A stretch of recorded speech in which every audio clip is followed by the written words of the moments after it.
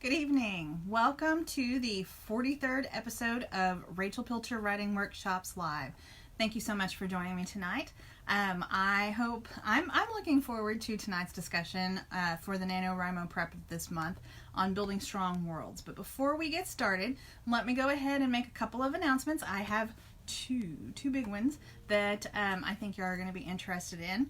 First announcement, the launch of Panther City Review issue 4 is now confirmed. So if you've been waiting for that, if you want to come and check it out, if you're in the North Texas area, if you'll be in here on Saturday, November the 16th from 4 to 5:30 p.m. and you can make it to Fort Worth, we'd love to have you come out to Leaves Book and Tea Shop on St. Louis Avenue for author readings and to be able to purchase and get autographs on this year's issue. So the author readings are going to be from writers that are in Panther City Review, and it's going to be pieces that are in the issue. So definitely come on out. We're very excited. The official page is going to go up, the event page, sometime soon on Facebook. I'm going to get some more information from Leaves. That way we can make sure that we're coordinating everything and we can make this a great event. So I hope you can come out and join us on the 16th. I'll be announcing this several more times between now and Saturday the 16th. So be ready for that. Also, if you happen to lately stopped by rachelpilcher.com or rachelpilcherwritingworkshops.com, you may have noticed that I've had a complete redesign of my websites. So if you haven't done it yet, if you would, swing on by there, check it out, let me know what you think. I think I've made them a little bit more easily navigable. It's a big word. You can navigate them easier. And I'm hoping that all the links work. I'm trying to make sure that everything's working. So if you happen to click on a link and it says that there should be something there and it's not, or it says it should be something else and it's not, let me know. You can email me at rachel@rachelpilcher.com, and I will be very, very happy for you to kind of be my guinea pigs at checking that out to make sure everything's working well. It's very simple. I like simple designs. But I think it's going to provide more information, and it's going to make it easier to access. So tonight's topic, building strong worlds. As you already know, during the month of October, we are doing some prep work for National Novel Writing Month, or NaNoWriMo. I'm basing this series off of the NaNo Prep 101 workbook from nanowrimo.org. That's nanowrimo.org. All you have to do, if you haven't had the chance to get that, is to go to their website. You register, which is free, and they have a great page. There's lots of fun interactive things that you can do there. They have a forum. You can ask questions. You can meet up with other people. It's a really great group to join. So definitely do that if you plan on doing NaNoWriMo. Even if you don't, do it anyway, because you're going to find something there that's going to be helpful for you. So make sure you do that. Then you'll go to their resources page, and from there you'll be able to download this handbook that I'm working from. So all of the previous episodes that we've done on this go right along with the handbook. I try to make sure to tell you which pages we're on. So if you're just, and what I'm trying to do is just sort of emphasize and talk a little bit more about what it is they're asking for. Their videos that they have with it are like an hour and something long for each session. Mine are 20 minutes. Take away the announcements, probably a lot less than that. And so, we're just all out trying to help you get your 50,000 words by the end of November. So I'll be there for you. We'll get it tackled. I'll do a check-in every Sunday just to see how you're doing. I'll let you know how I'm doing. I'm going to be working on a project at that time as well. So we can do this together. We can support each other. I will tell you what my word count is every Sunday until the last week. And I may even hop on and say, hey, Facebook Living, here, this is my word count. I hope you are doing as well. Or if I have a downtime, I will definitely tell you, hey, I've had a hard time working on this. So we're in it together. So today's focus is session 4. Build a strong world for your characters. That's on page 37 through 41. And what they want you to do is to build your strong worlds. I didn't set my iPad up correctly, so I'm going to have to just keep tapping on it to make sure it stays awake. But what you're going to be doing to build your strong worlds is you're going to have settings that create moods. That's the first thing that they want you to talk about. So you explore your setting. Your setting is what your world is going to be. So what you're going to be doing, your setting is the definition of setting. Setting is where and when your story takes place. So if it takes place in the present and it's in Fort Worth, Texas, just like a lot of my stories end up being, you will put that down. If it takes place in another world, you'll put that down.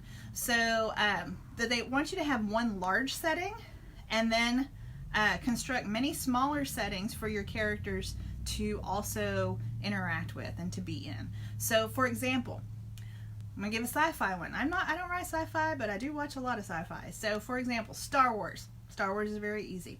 It's in a galaxy far, far away. That is the large setting. It's huge. It's a large setting, the big one. And then each planet or starship or Death Star, those are the smaller settings. So that's how you create your setting. And one of the things that they want you to emphasize, and that you should emphasize in your writing, is by using mood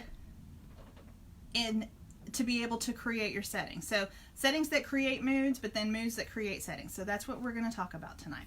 So mood is the feeling or emotional quality of your novel. It's how you want your readers to feel when they're reading your work. So in Star Wars, for example, they want you to feel that coldness of space when they're in space. But then whenever they go to the planets, they want you to feel, what life is like on their planet. So if you go to where Tatooine, where Luke Skywalker grew up. So that feeling, it's a very, dusty, dry planet. So the mood is going to put you in that kind of dry and you feel kind of oppressed sort of feeling. And they have slavery on that planet. They have all kinds of stuff going on that planet that it's just creates that mood of oppressiveness. And a lot of the places in the Empire are like that. But then you go to like the planet in Return of the Jedi with the Ewoks, and that is a very lush, green, lovely environment, and you just kind of know there's going to be something kind of joyful here, and then at the end there is. Hopefully I didn't spoil that for anybody. It's been out for a while. I think you might have seen it. So that's creating the mood, and in doing that, the setting is creating that mood. So what they want you to do is, in learning about setting, in the workbook, they ask you to use examples of moods that they provide and describe the settings for several sentences. So they're in several sentences. So their first one that they use is creepy. So for creepy, I would say something like, the rotting wood should have been a clue that the house hasn't been inhabited for quite a while. So the rotting wood is telling you that this house is an old rotting house and it probably hasn't had anybody living in it for a while. So that's the mood of creepy, is creating that setting. So from the using those examples, they want you to be able to describe the setting that you would have based on several moods from your own story. So after you go through, and they have like creepy, joyous, suspenseful, tense, then they give you, 3 things that they want you to use from your particular moods, and then describe how that mood creates your setting. Does that make sense? If it doesn't make sense, definitely put comments in. I noticed I've had a couple of people join. Hi, Monica. It's good to see you. Thank you for joining in. But they want you to be able to have the mood that your setting is creating. So then your last step is going to be to apply moods and settings on your own upcoming novels. So hopefully if you made it this far in our series, you already have some ideas of what you want to write about. So then you can take that idea, and you can apply them to your upcoming model. And what they say is, go from the beginning to the middle to the climax to the very end. So it's kind of like doing that little thing that we did last week with the roller coaster. So you take those ideas to create your setting and the moods within your stories. So the final thing that they have you do, this was a very short section, they have you using settings to reinforce the characters. So this is an advanced writing trick, but you use things from your character study, which if you go back to episode 41, we discussed that in creating complex characters. If you take things about your characters and place them into the settings that you want, that you think that they would work in. So if I have a story that is about a librarian and I wanted to put her into an uncomfortable situation, I would plop her down somewhere and go, she's uncomfortable, she's not very excited about this, put her in something that is out of her element. So I have one of the things I'm going to be working on for NaNoWriMo. I say one, it's going to be the one thing I'm probably going to be working on, is a story where I take a librarian out of her element and put her into another element, another setting. So it's a little bit more unfamiliar. It's kind of a familiar setting, but it's dealing with different people, dealing with different aspects of librarianship that you're not really trained to do in library school. So, that's what I'm going to be doing. So in the practice section of this, they're going to have you imagine the setting for several types of characters. So if you have a character that, like the first one that they have is the shy new kid in town. So the shy new kid in town, you're going to have them plopped into a setting that would not be natural for them. So, maybe they end up walking into cheerleading practice or cheerleading tryouts, and then that shy new kid is, accidentally signed up to try out for cheerleading. That would be that would be an uncomfortable situation. I'm into putting them in uncomfortable situations. If you haven't figured that out, I like the fish out of water kind of stories. So they have you do a couple of practices, and then they have you take a character from your own novel and then create the same thing. So they have you put them into settings that you think that they would work well in, or how you want to put them in your story. So before you begin to create your novel, this is a good way to develop some details that you think your character would be in. So might be a way of being able to describe if they're a scruffy private detective, describe their office. What does it look like? That kind of stuff. So I think that that at this point you should have a pretty good idea of how you want to build your settings. So hopefully that in doing these practices you'll be able to build settings that will also help create the mood that your reader's going to have as they're reading your stories. All right, so next week we will move on to the discussion of setting up your life to support your writing goals. So this is actually taking the last two sections of their modules, is taking section 5 and 6 and creating one. And you'll notice it's going to be very short, it's short pages. So basically it's you setting up your life and how you convince people in your life to help support your goals, to get your writing done, to get your 50,000 words in the month of November. You can do it. So if you missed any of the previous week's discussions, episode 40 on developing ideas, episode 41 on creating complex characters, episode 42 on constructing detailed plots or outlines, you can find all of those videos on the Rachel Pilcher Writing Workshops Facebook page under videos, or if you're watching this on YouTube, it will be located on the Rachel Pilcher Writing Workshops channel page. It's the channel. It's the page that holds the channel.